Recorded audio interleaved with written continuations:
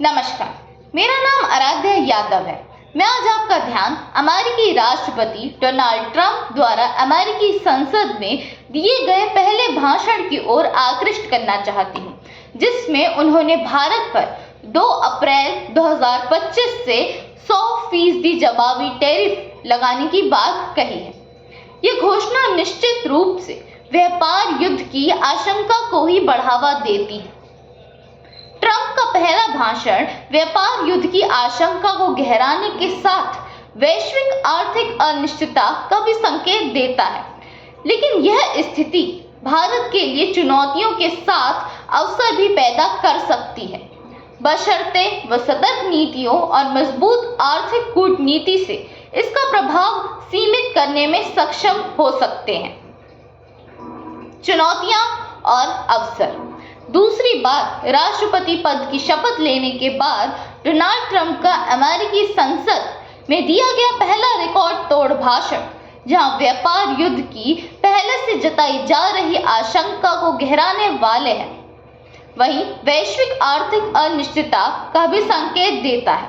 जिस तरह से पिछले दिनों व्हाइट हाउस की कार्यवाहियों में यूक्रेन, रूस और यूरोप से संबंधी मुद्दे हावी दिखते थे, उसके विपरीत ट्रंप के इस भाषण में ज्यादातर घरेलू मुद्दे, अप्रवासन, मुद्रास्फीति, ऊर्जा दक्षता विभाग और कर कटौती हावी थे।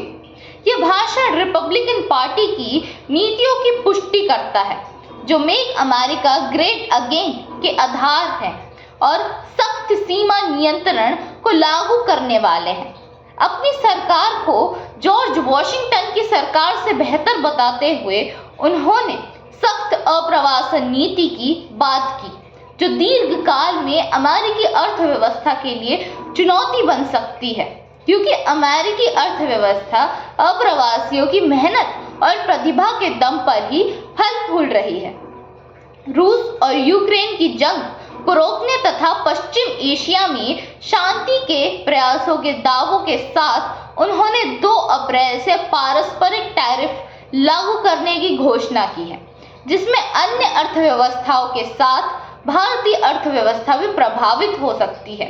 अमेरिकी उत्पादों को भारतीय बाजार में पहुंच के बदले भारतीय उद्योग को रियायत मिलने की उम्मीद पर इस घोषणा से पानी फिरता नजर आ रहा है। हालांकि टैरिफ के प्रभाव को कम करने के लिए वाणिज्य मंत्री पीयूष गोयल नए अमेरिकी व्यापार प्रतिनिधि जेमिसन गिर से मिलने अमेरिका गए हैं।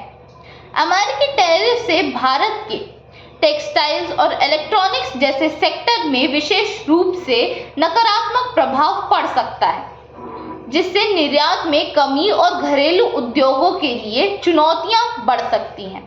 लेकिन यह भारत के लिए अवसर भी हो सकता है, क्योंकि अमेरिकी कंपनियां जो चीन से आयात पर निर्भर हैं, नए आपूर्तिकर्ताओं की तलाश में हो सकती हैं, जो भारत की महत्वपूर्ण भूमिका निभा सकता है। पहले भी कई कंपनियों ने चीन से हटकर भारत में निवेश बढ़ाया है।